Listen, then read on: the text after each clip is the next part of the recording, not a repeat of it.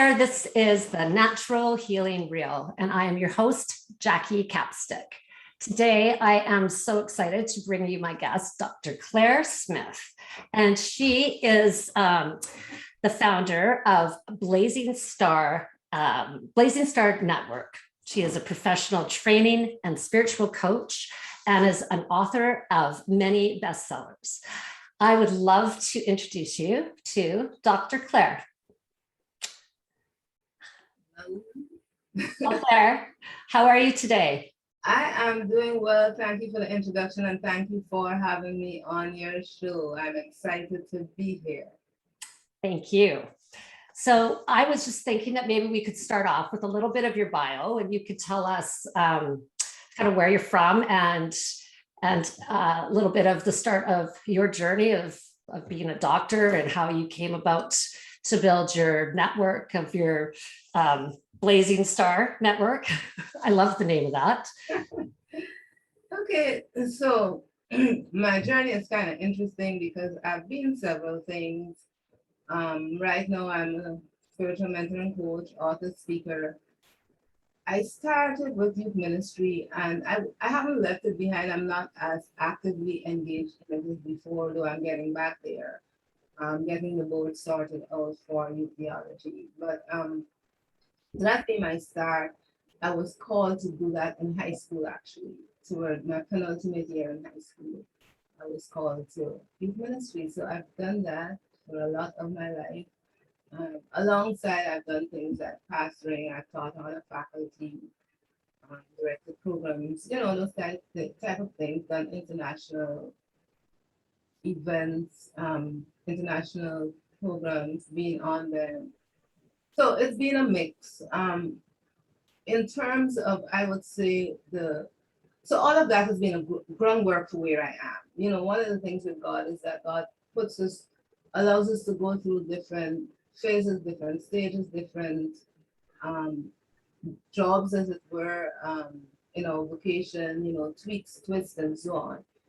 But each stage we're at, we see how God used what we did prior to that and where we are now. So all of that has been it. I think one of the significant events in my life, I've had a lot of people die, but one of the significant events in my life is when my mother died, because it was unexpected. And I wasn't near her at the time. I was traveling.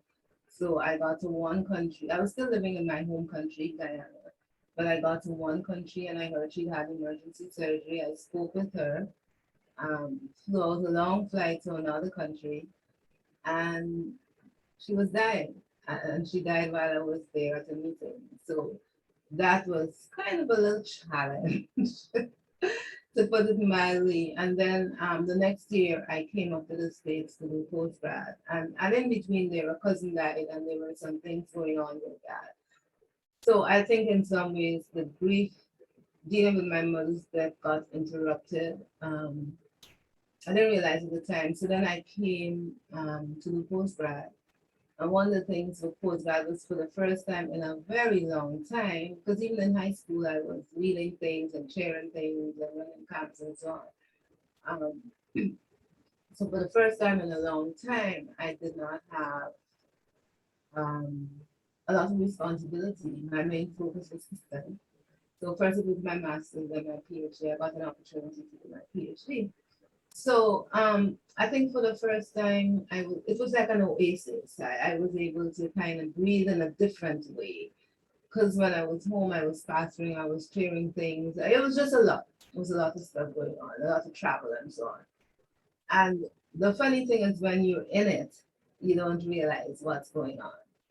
So even my most recent book, Help I Want Out What to Do When You're Stressed Out from Keeping It All Together, goes back to that time in some ways, because I know what it is to just keep going and going and going.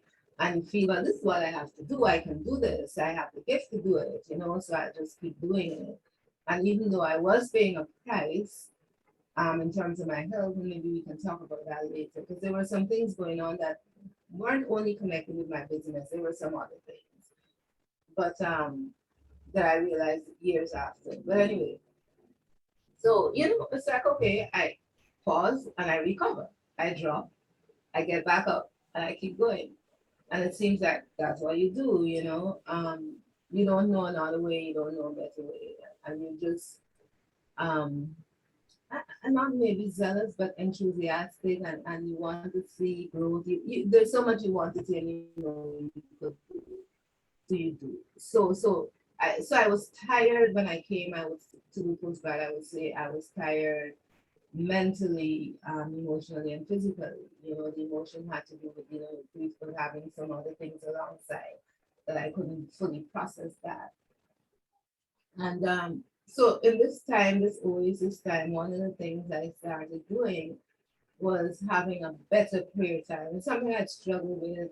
And this time I'd be, rushing off, getting assignments done, going to classes, wasn't satisfied with how my morning devotional life was going. So it was like, okay, I'll set aside 1 hour every Saturday evening, just time with God. And it's also that time, I began to hear God differently, and even staying in the US, which was not my initial plan, came out of that time.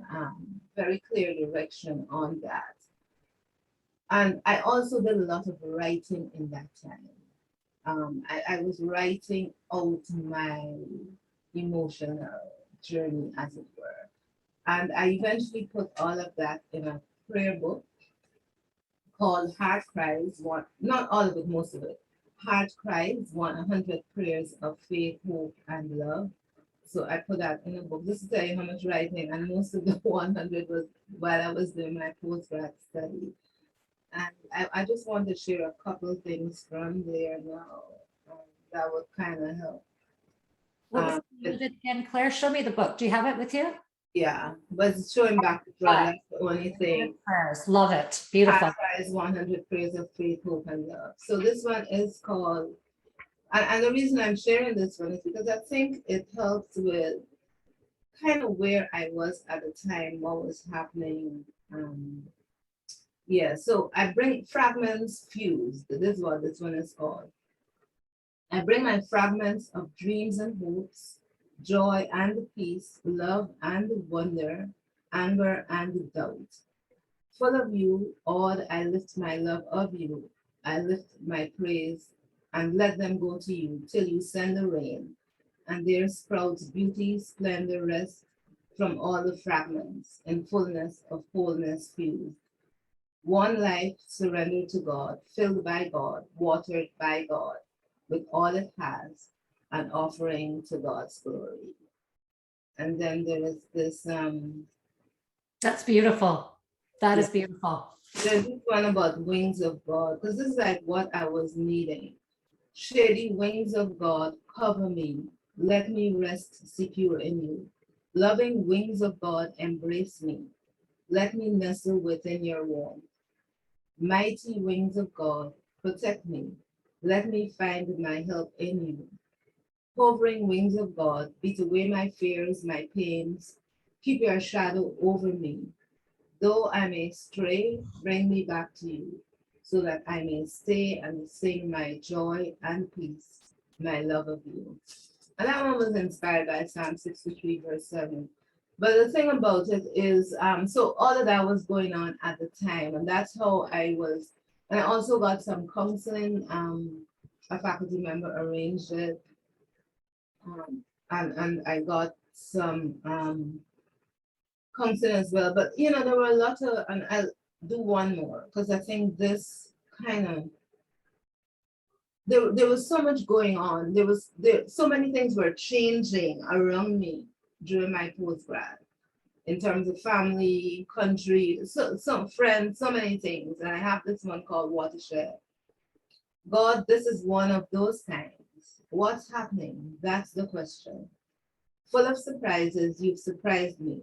Another watershed. To what? God, you know. So I who know nothing, come to you who knows everything, bringing my sorrow, anxieties, all that I am and have not, to you, God, with confidence, lacking understanding. Just knowing that you love me is enough for now, that you will never leave me, that you'll always be my friend. I give the future to you and wait for that word. You are a very, very well, that's beautiful. You're a very good writer. My goodness. I love that. Really, actually, it really hits my heart. I mean, I know it's your heart stuff, but it's really powerful. Yeah, it took. I had to decide to share this, right? Because it's a lot of them they're very personal. But once I made the decision, it wasn't too bad to share that. I'll do another one later the end as one of my favorites. When I was in Grand Cayman on holiday at a friend's house, I wrote that on the seaside. Love the seaside or ocean. It doesn't matter. Any body of water. Sometimes I just go to the lake near here because there's just something about a body of water, especially when it's placid and calm. So the other thing that happened, so I mentioned the writing in terms of getting past this almost a trauma, but I didn't have that language at the time. And I hesitate to say trauma because I think I don't want to trivialize the very deep and serious moments people have. Because even though I had it, I don't think it was at that level. So it was a challenge. I don't have the right word at this point. But for the writing, I mentioned the counseling. That was so helpful. The other one was my diet, right? So I had this thing, I get ill and I couldn't get up. You know what would happen at home? And I'd be like, because I'm so busy. And then I came and it was still happening. I'm like, but I'm just studying. Okay, maybe studying just takes a lot from you. And how I found this was a miracle, this cleanse. So I had this television, somebody given me. It didn't have an antenna. It had rabbit ears or something like that. It was really ancient. And I wasn't even supposed to get cable with it. But I got a cable station. And one day I heard this lady talking about needing a cleanse. And when I listened to her, it lined up with a lot of what I heard older people say at home.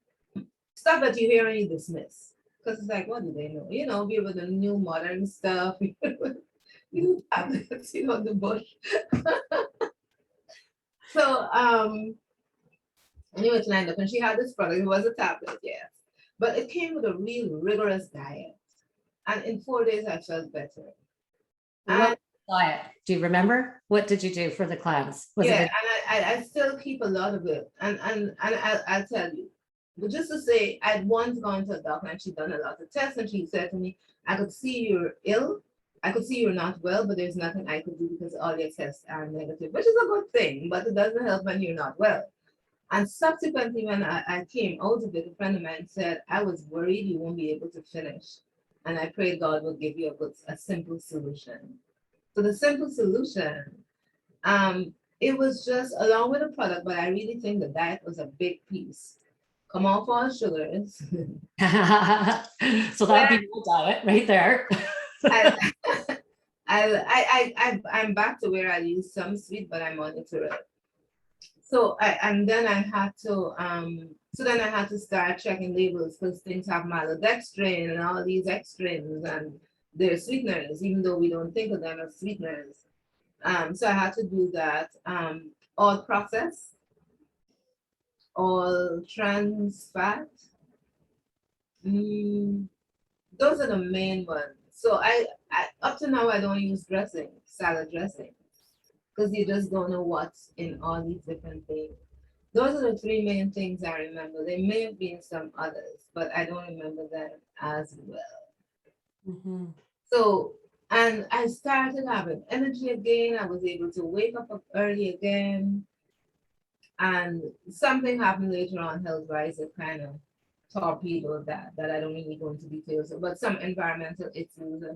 And I never give up on being able to overcome things. So that one has taken a little longer to deal with, but yeah, I mean, I started waking up early to pray and it was just beautiful and, writing more and everything. And then I moved, finished studying after a while, thank God. Some people are okay studying forever. I am not one of those. It's time to move on. Don't need to study again. Well, time to live it, right? Study and then live it, right? Live your life. That's good. Yeah, so I had a particular job, and then that folded. It was a grant related thing, so those things do fold after a while. But this one was a little how it ended, it was a little unexpectedly, but there were some, the institution had some issues, so we kind of just had to stop. And but around then I was dealing with some other health stuff, and didn't feel I was in a place where I could go and interview and get another job. Didn't feel that was what I wanted either. So I thought, was praying about what to do, and prayer came to me. I said Blazing Star Network, and I'll tell you how I got to Blazing Star Network, because before there was Blazing Star Network, there was Surrender in Prayer, one word. And that's when, so the first thing on the Surrender in Prayer was the prayer book. When the Prayers of Faith opened up. And then I wrote another book, Heart Cry. Um, how to, I have to look at the title. Good thing I have the book here. How to Pray, Living Holy Through Honest Surrendered Heart Praying. Let's see it. Can I see the cover of it? Yeah. How to Does pray. it show right to you? It shows back to front. Oh, you see the right side? Okay. Yeah, and there's a study guide that goes with this, and there's a 28-day devotional and journal that go with it. So that's what I was doing. I was doing surrender and prayer. But one of the things that happened when I started shipping, so I style myself as spiritual mentor and prayer coach. Can't remember for a minute. Spiritual mentor and prayer coach. And then I had a conversation with someone. And I told her what I did, and she said, "There's nothing in your title that tells me you could help me with my everyday life." So I realized saying prayer coach was a hindrance, because people thought all I was doing is teaching them how to pray. And I am not into teaching you how to pray in the strictest sense. And I also have a problem with monetizing something like that. So I started shifting from surrender in prayer. So prayer is still at the heart of what I do. It still comes up a lot with my clients, not necessarily, but it might. I pray with some clients. The thing about it is, I believe that prayer is surrender. That prayer is surrendering all of who we are to all of who God is, and that it's not something that we can teach, because it's about a relationship. It's about how we relate to God. It's about being honest. That's why honest, surrendered heart praying, living holy through honest, surrendered heart praying. So what you need to do is just know how to talk to God, to have the confidence in God. So it's about knowing God more and more. And the more you know God is the more you will be able to talk freely with God and realize that God loves you, you know. And the thing about it is, once we get a hold of God's love and how much God loves us, it is one of the most freeing things. And then we are free to love ourselves, we're free to love others, and we continue to love God, and we draw on God's love, and God fills us, so then we can love without fear. A lot of our problems come from fear, because we're afraid of ourselves and we're afraid of other people, and we're very protective of the self. And the self-love is often a distorted love, because we're our only reference. But when we can have God as our reference, who is almighty, infinite, and all of that, then it makes a big difference in how we live our lives. So anyway, surrender in prayer. So just talking about the need to pray honestly before God, and that a lot of times things are missing in our prayers. And you know, in the how to pray, I talk about missing you, how we miss ourselves, how we miss God because of preconceived notions of God, and how we miss prayers, because again, we have these preconceived notions of praying and what if we praying well enough and all of that. And then moving into how we live holy. And those are the themes that I think permeate my work. You know, I wrote a book about that. And I would say those themes continue to permeate my work. Even, and it wasn't conscious at the time, but as I read them just now, I'm like, yeah, that continues to permeate my work, but just building on it, coming at it from different angles. Blazing Star Network. So I mentioned, you know, starting with the prayer thing, not being comfortable monetizing, teaching people to pray, people not realizing when I say prayer coach, it helps with this other star part of whole life, it's whole life. And thinking and praying about a title, and came up with some things, and they were taken. Blazing Star. So what's behind that title? There are two aspects to it. One is we all have this flame, but often it is reduced to like a flicker almost, but it never, I firmly believe it never goes out. Life circumstances, tragedies, abuse, all kinds of things can tamp it down, but it never goes out. And sometimes we just need some oxygen. You know, fire needs oxygen. So sometimes we just need some oxygen to blaze again. And that's what my work is about, giving people oxygen to blaze. The other aspect is, as I was investigating, there is a perennial called blazing star. And so like a perennial, spring will come and we will bloom again. So those are the two aspects to blazing star, and network, because it's not just coaching, there are other pieces to it as well. I like that. Just, going through a bunch of grieving and stuff, for someone to just say those words to you, right? Like the spring will come, things will because I think that when we're going through those dark times, you just are sometimes there for so long, just those words, right? That there is, the light is going to come again, right? You will. Because I believe just with my kids and stuff, they walk into a room and they'll light it. So we're all like this ray of light. And I love how you were saying, it kind of gets dimmed with, situations and, preconceptions of how we're perceiving things and ourselves, and it dims. And I love that you talk about that, within like that light, yeah. And I think just somebody just saying, and having the knowledge to pray, like I'd shared with you, I didn't grow up with any of that information, and kind of have come upon understanding that we're all kind of from somewhere. We're not all just the end all be all, we're not the creator ourselves, right? So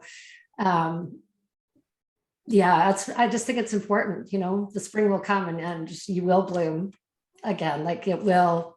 This too shall pass. Used to be one of my favorite mantras, but that's beautiful. But I think the prayer, right, asking, like I read the book Abraham Hicks, Ask and It Is Given. And if you don't ask, then if you don't know where you're going, if you're not intentional then we don't receive. We have to ask. If you want help, you need to ask, right? Yeah. And I want to jump back to something you mentioned, that hearing that the light will come again. And I noticed a trend with some people when they're going through stuff, they don't want people to give them words of hope, it's like they get angry. And I think sometimes we have to receive things with the intention they were given. If somebody is trying to bring you comfort and solace, even if they're clumsy about it, just receive it. And maybe it's not for this time, it's for a future time, but don't get angry with them, because they're doing their best with what they know to just be there for you. Just appreciate that they care enough that they said something, unless they said it with malevolent intent, but just appreciate that. I can't imagine feeling angry with somebody trying to give you consolence. But I imagine. Yeah, there are these things, but things you shouldn't just say to somebody who's grieving, or I'd lost my loved one and somebody said XYZ to me, and they were so insensitive, I see stuff like that, and that's why I made the comment. We're not perfect, very few people are professionals. And so people say things with good intentions, and just receive the intention. Even if you can't receive the words now, receive the intention and the words will come later. But to get angry with them or to be annoyed with them because they didn't express it how you felt you needed it, I think that's counterproductive to you in your stage of grief.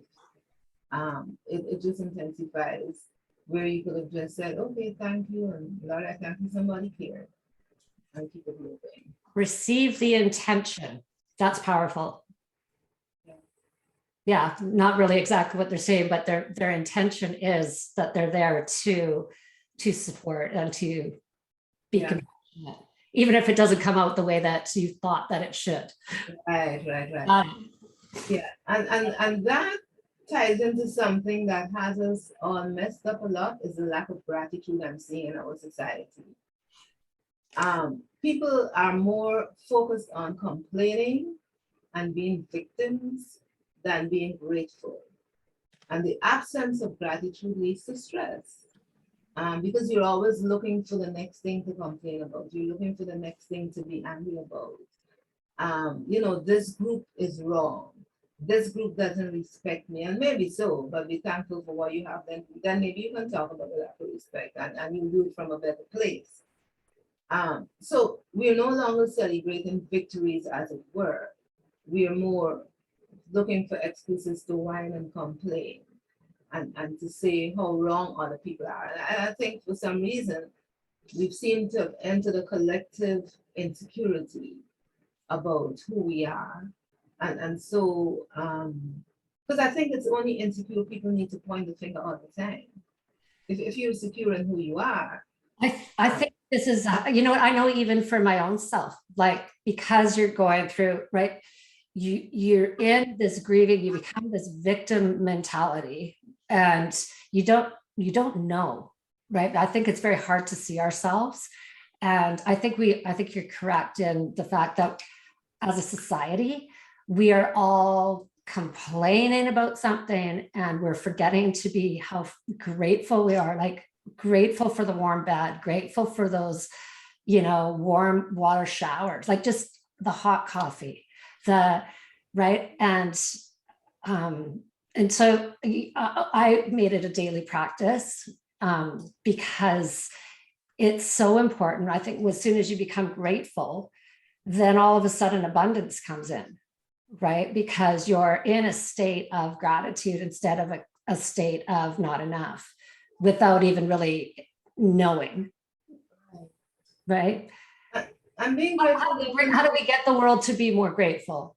One person at a time, I guess, and platforms like yours, because I think being and we need to understand being grateful doesn't mean you ignore problems, right? Right. Because we're also in a binary world. So some people feel if they're grateful, then it means they're ignoring what's going on.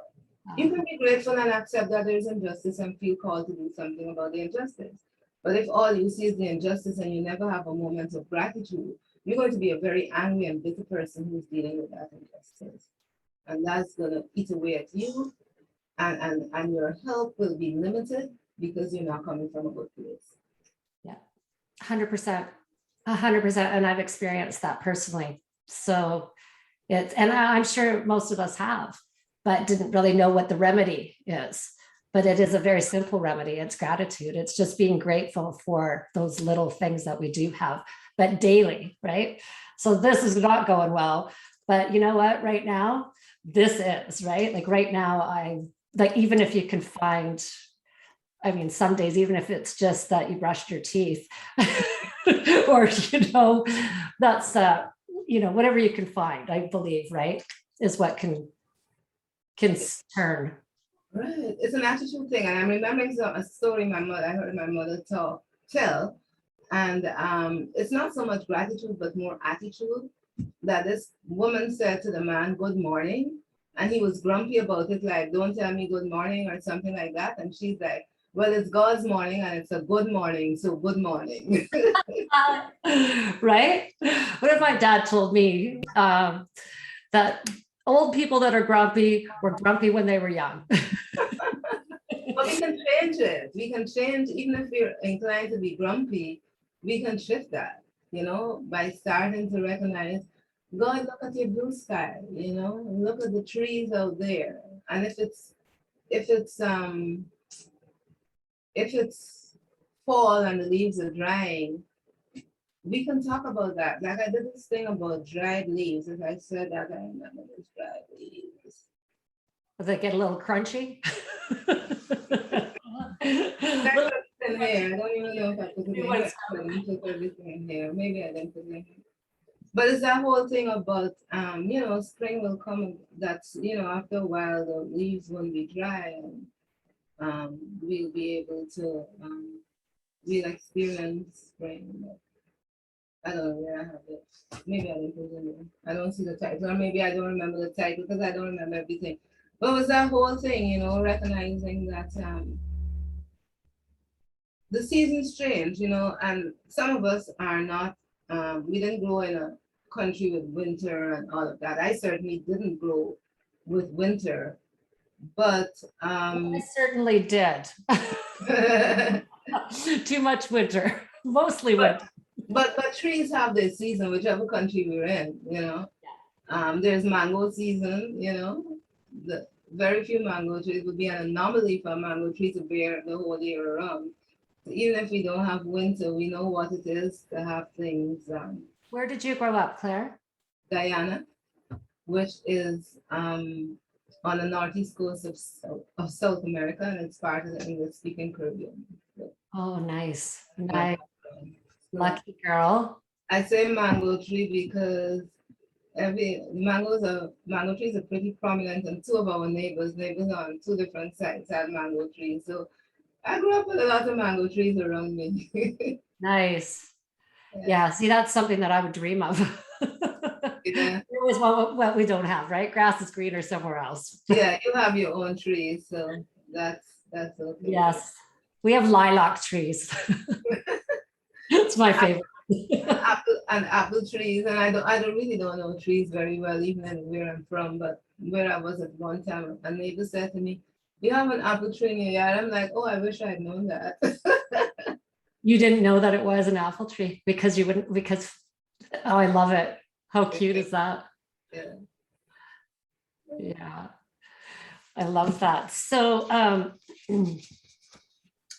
what are the most important things for you to want people to know about not just you personally, but about what you think really matters at this time, that we're going through this very intense time in our lives where there is such a split of right and wrong, good and evil, but like it's just such a, there's such contrast happening in our world right now, and there's a lot of fear. And what do you have to share that you think could bring comfort and, you know, love or whatever instead of the fear? You know, what do you do besides, I mean, obviously you do your prayer, which I believe is, and the gratitude, but tell me about like the looping, and talk to me about how do you get out of that, and how do you process that? And and Jackie's referencing a term I talk about, stressed out loop, and I talk about the different things that contribute to that, like overworking and all those kind of things, relationships. But I don't want to talk too much about the stress out group, since we're talking about how to get out of it. But also a word for the season we're in. Because you know, people are always saying it'll get better, and it does. Some of us is gonna get better in eternity. We're not gonna live to see better. Just want to throw that in there. Sorry, but just be realistic. Because I don't know that there's a short term better in terms of the macro environment. Yeah. We can experience our own better, you know. So I think some critical things to remember at this point in time in our personal lives, in our world, in our countries, because the world is in turmoil. The earth is groaning. We live in some ways in siloed existences, so we don't really get the full picture to understand that there's upheaval in the environment, there's upheaval globally, and it takes different shapes, different forms. You know, sometimes the media will highlight one, but there's several other things going on at the same time. And for a lot of people, they will look at what we're experiencing and say, what are they talking about? My relatives were killed and butchered last night. So what are you talking about? There's that element, but wherever we are, there's some things that are constant that we can hold on to. One is God. God is. And God is the reward of those who diligently seek him. That's from Hebrews chapter 10 towards the end of verse 12, end of chapter 10.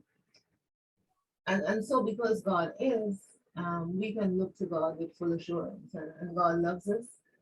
We see that love in Jesus. Um, and if we will press in to know God more, then we can have God's love filling us. And so we'll be able to look at things and people through the lens of love, a love that pulls us out of ourselves. If our only reference for love is ourselves, it's going to be very limited, very shallow, and as we are hurt, we'll close in more and more. But understanding that God loves us and loves us in our variance, in our variety, that God loves the person who we think is wrong, just as much as God loves us. Yeah. God loves the group we are in, but God also loves the other group. And as a matter of fact, God is not that much into groups. If we look at Jesus, Jesus really wasn't into groups. He had his disciples, but there's this instance where in John, I think it's 8 or 6, I don't remember. I wish I had my hard copy Bible next to me, but they go to him and they say, who sinned? Was it this man or was it his parents? Because the assumption of the day was that because you, and if you see me looking at it, because I'm trying to get it on my online Bible, but I'm not, I'm just going to be a distraction. I don't want to be a distraction. But they say to him, who sinned? The man is blind. Okay, I found it. It's in John 9. So Jesus walks along, and there's this man who's blind from birth, and in keeping with the understanding of the time, the disciples say to him, so who sinned, this man or his parents? And Jesus said, neither this man nor his parents sinned. He was born blind so that God's works might be revealed in him. We must work the works of him who sent us while it is day, for the night is coming when no man will be able to work. And the point with that one is how Jesus overturned their understanding. And we see Jesus doing that all the time. This is what you feel, and you have these boxes, you live in these boxes, you put people in. But I've come so that to let you know those boxes aren't important. What's the greatest commandment? Love the Lord your God with all your heart, with all your soul, with all your strength, and with all your might. And love your neighbor as yourself. So if we could go there and live from there, we'll have less fear. Perfect love casts out fear, First Peter. We'll have less fear. We won't be fearful of other people. One of the reasons Jesus could move freely is because he wasn't afraid of death. And when we're fearful of death, no, don't get me wrong. I'm not saying run to die. I'm not somebody who's like, oh, I'm ready to die. I'm not there, but I'm saying don't be afraid of it. Yeah. It's a transition period. That's why Jesus says, fear him who can destroy the soul. So if we can guard our souls and rest in God's love and keep going to God and getting God's love to fill us, then we'll be able to love everybody. Even if, and then when we feel they're wrong, we'll be able to point that out to them with love and receive why they feel they're right. And sometimes we'll shift or they'll shift, and sometimes nobody shifts, but we love them.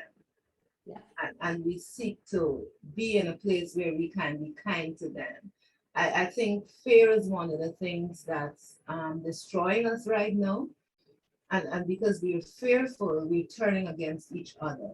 And the truth of the matter is, when we turn against each other, we miss the people who may be intent on harming us. Not that we should be afraid of them either, but we may miss the people who have more power over us than the little person next door who's just trying to survive and to survive in the way they feel is best for them. But at the end of the day, fear no one, but have a holy reverence for God. Abide in God, abide in Christ's love, in the love of God seen in Jesus Christ, and go out and love other people while holding true to what you understand to be true, to what you understand to be the way God has called you to live. And just remember, God created us all. God loves us all. And you do not have the right to see other people as less than human. You don't have the right to label other people, because in labeling other people, you dehumanize them. What you want instead is to love them. Well, and when I'm hearing you say that, and knowing that I didn't grow up in a religious background, or like just ignorance to it, and learning all of that stuff as an adult and through this journey, that we're mirroring each other. And so you're looking at somebody, but apparently we're projecting stuff upon, like we're a project, like we can see it. The only reason we can see it or are bothered by it is because we have something within ourselves that we haven't loved or forgot or forgiven.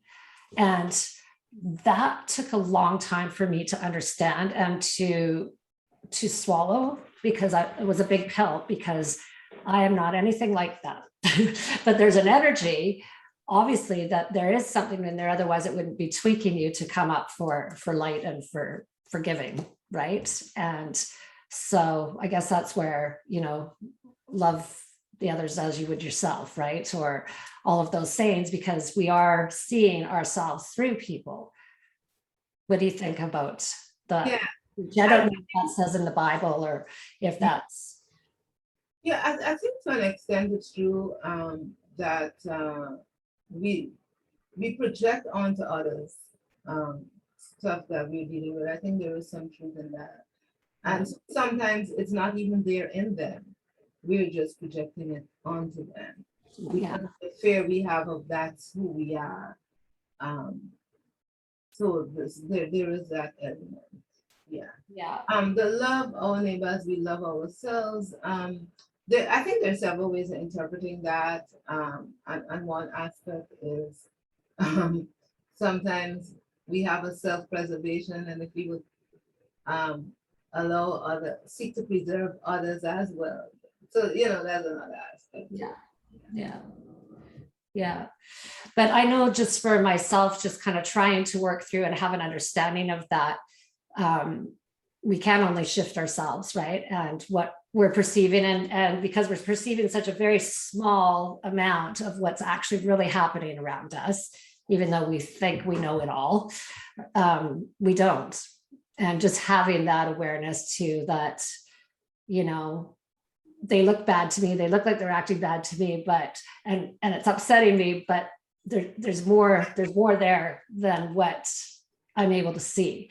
And just having that awareness has helped me to shift myself, to open up to the fact that, just to forgive, and just to, forgive myself for the judgment, forgive myself for, just there's things there that I've tried to kind of do to help myself move through challenging relationships, per se. Still working on it. So, but oh boy, we're all a work in progress. But it's true, people are not as into us as we think. They're not even thinking about us, they're thinking about themselves. I know. Get over ourselves. It's true, they're not as into us as we think. I know, that's the other thing. I do tell my children that, right? It's that, because they're in that age where what will they say? What are they thinking? Right. And it's like, yeah, they're not even thinking about you. Don't worry about it. Right. And the other critical thing you said there is that we can only change ourselves. We need to stop trying to change other people. We can point them. I tried to change my husband. I did. I tried really hard. It doesn't work. The more you try, the worse it gets. Ask him. We can point things out that we notice, but at the end of the day, and point it out in love, but at the end of the day, they have to decide for themselves.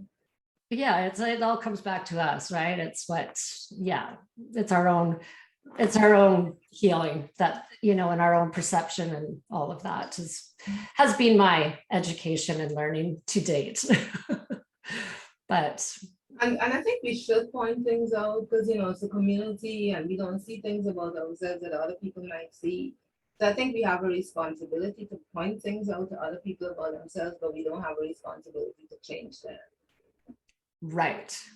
Yes. Yes. This is how I'm, yeah, this is how I'm feeling. And there's a way, you don't make me feel this way because apparently nobody can make you feel anyway, but yeah, yeah, a whole thing there, right? So I'm They sure can, that, they can at trigger, that point I was telling him, you're making me feel this way. they can trigger emotions in you, but yeah, you decide what you feel. Yeah.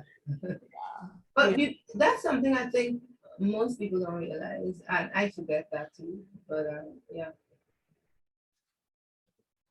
So how many, so you're working on another book right now?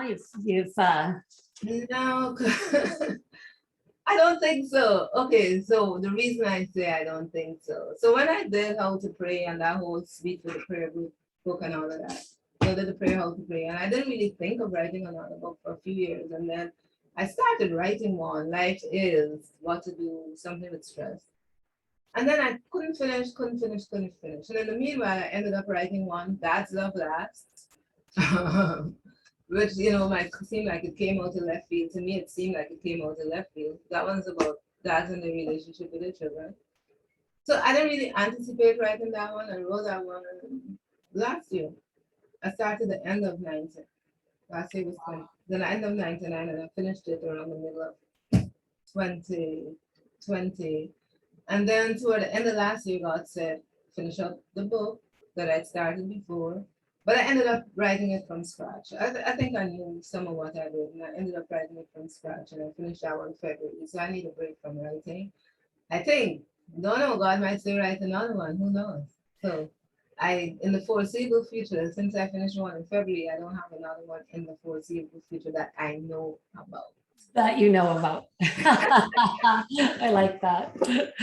So tell me, if you were 80 years old right now, Oh, would you be happy with how you lived your life? yeah. Back at yourself? What would your 80-year-old self tell you right now?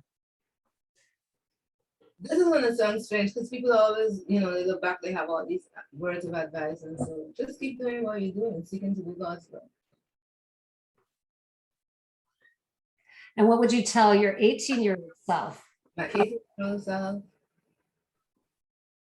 God has called you, and it's good that you're following the call. Just remember that um, God's timeline is not yours.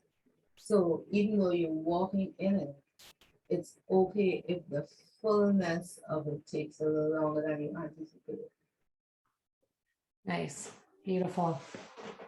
So you're doing some coaching and like, are you doing some online stuff? What are you, people that our audience that are wanting to connect with you, what are you up to these days that they can connect with?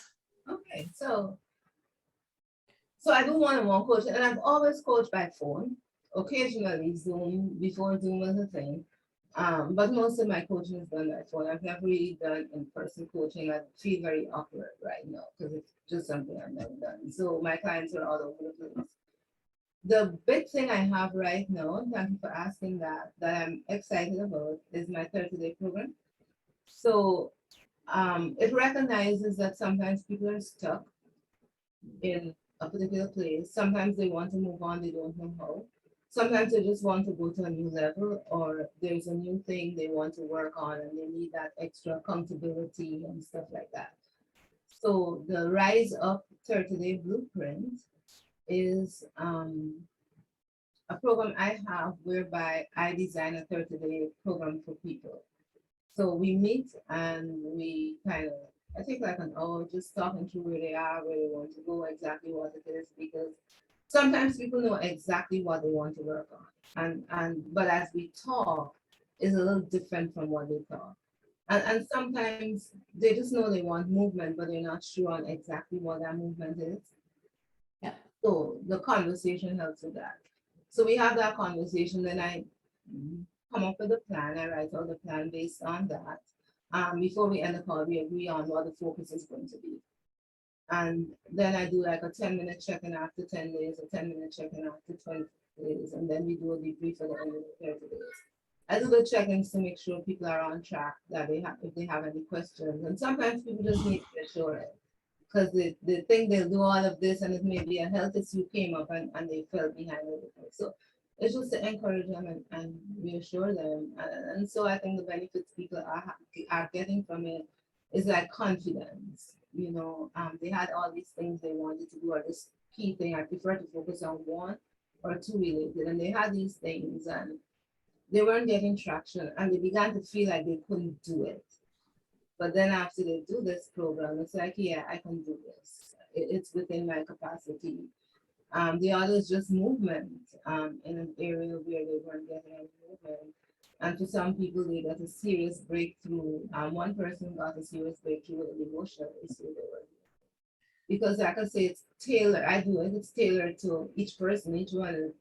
I haven't done two plans that are the same. They may be overlap, but I haven't done two that are the same because it's just based on each person.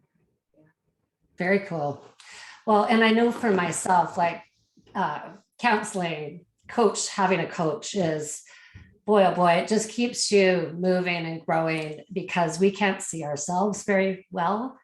And it is so easy just to get stagnated and stuck. And so, and the 30 days, I mean, that's really good because you've got that, that momentum, right?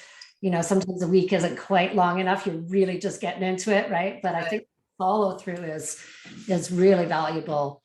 So I am going to make sure that we have that information, some of your books and how people can get a hold of you for your coaching and anything else that you would like to share with the audience. Yeah. When it comes to my main piece, I know you're going to put it in the link, but just want to say livingstressedout.com.